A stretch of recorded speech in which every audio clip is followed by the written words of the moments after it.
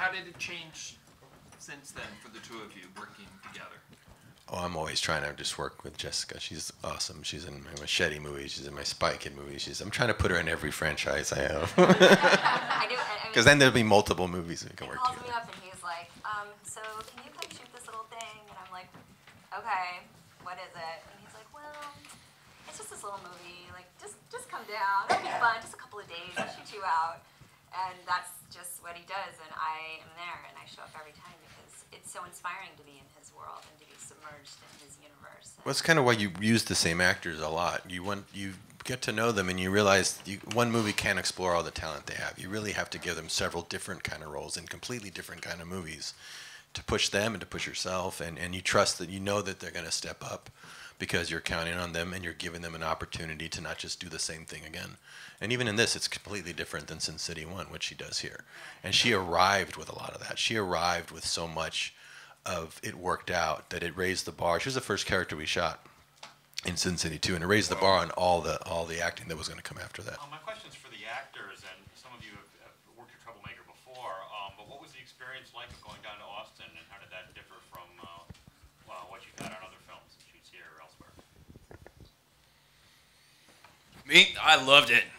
I was so inspired by that particular aspect that, here's a filmmaker who has decided to kind of make his own world, his own industry, and do it his way. The fact that, you drive just outside of Austin, and not only does he have, all of the ability to shoot whatever he wants, all of the cutting is going on next door, and the visual effects, and the music, and everything else. And, movies traditionally, because they're such mammoth tasks, they kind of have to get divided up, and that can sometimes be interruptive to one individual's voice coming through.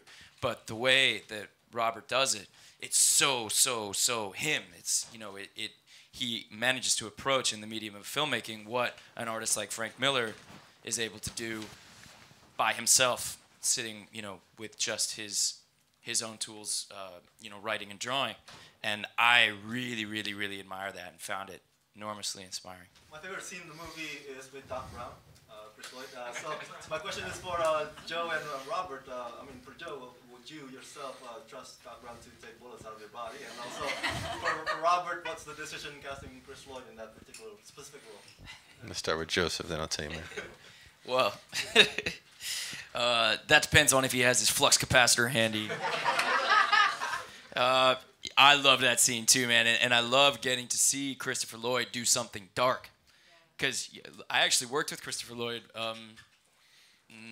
in a long time ago, 21 or 2 years ago. He's the angel in Angels in the Outfield, and so this was our reunion, and you couldn't really ask for a movie that was more diametrically opposed to Angels in the Outfield than Sin City.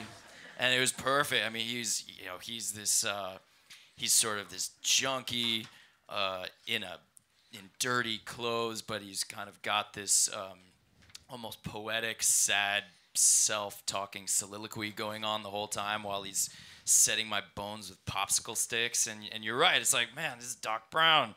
Should be talking about 1.2, gigawatts of. But it's really cool because he's a really strong actor, and he can do a lot of different things, and applying that energy that he brings to a character like Doc Brown from Back to the Future, but putting it in this really dark flavor of a Frank Miller world is really entertaining. Yeah, and I've been a huge fan of his ever since I saw him in One Flew Over the Cuckoo's Nest. I mean, the guy's a great character actor. And sometimes a movie series that when it becomes popular can be a blessing and a curse, because you just become known for that, and people don't give you a chance after that because they just go, oh, that's Doc Brown. He's always going to be Doc Brown. And I was just such a fan of his. I'm a big proponent of someone who gets somebody and that you've always admired and given them a chance to do something else because they can redefine themselves. And he certainly walked in. I never mentioned that character. I never talked about the movie. I didn't even say I was a fan of it. I just wanted to come in and do just this.